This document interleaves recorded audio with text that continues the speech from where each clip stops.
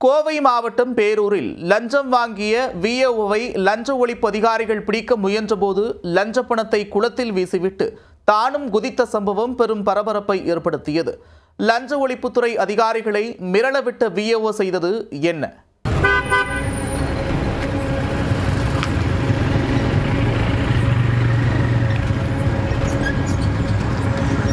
கோவை மாவட்டம் ஆலந்துறை அடுத்த மத்துவராயபுரம் ஊராட்சி கிராம நிர்வாக அலுவலராக இருப்பவர் வெற்றிவேல். தேனி மாவட்டத்தில் பணிபுரிந்து வந்த இவர் கடந்த 3 மாதங்களுக்கு முன்பு கோவை பேரூருக்கு பணிமாற்றம் செய்யப்பட்டுள்ளார். இந்நிலையில் மத்துவராயபுரம் பகுதியைச் சேர்ந்த விவசாயி கிருஷ்ணசாமி 3 ஆண்டுகளாக வாரிசு சான்றிதழ் பெற முயற்சி செய்து வந்ததாக தெரிகிறது. தான் வாரிசு சான்றிதழ் கொடுப்பதாக வெற்றிவேல் கூறிய நிலையில் அதற்கு 3500 ரூபாய் லஞ்சம் கேட்டதாகவும் தெரிகிறது. லஞ்சம் கொடுக்க விருப்பமில்லாத விவசாயி கிருஷ்ணசாமி லஞ்ச ஒழிப்புத்துறை அதிகாரிகளிடம் தகவல் தெரிவித்திருக்கிறார். இதனையடுத்து அவரிடம் ரசாயனம் தடவிய ரூபாய் நோட்டுகளை கொடுத்த அதிகாரிகள் கிராம நிர்வாக அதிகாரி வெற்றிவேலை ஆதாரத்துடன் பிடிப்பதற்கு மறைந்திருந்துள்ளனர்.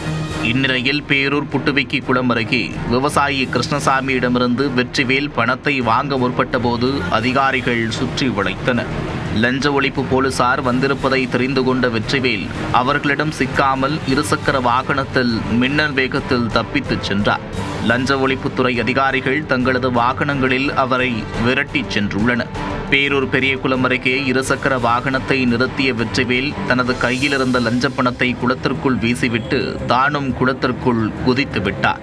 அதிகாரிகள் குளத்தை சுற்றி வளைத்த நிலையில் கரைக்கு வந்த கிராம நிர்வாக அலுவலர் வெற்றிவேலை பிடித்து சென்றனர்.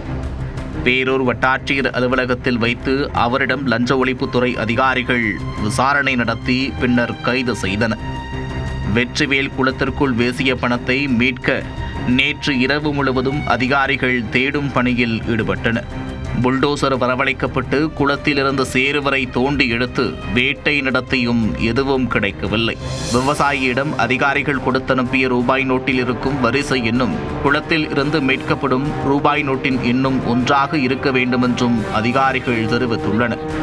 இரவு முழுவதும் தேடியும் எதுவும் கிடைக்காத நிலையில் மறுநாள் காலையில் தூய்மை பணியாளர்கள் உதவியுடன் குளத்தில் போட்ட ரூபாய் நோட்டை தேடும் பணியில் அதிகாரிகள் ஈடுபட்டு வருகின்றனர்.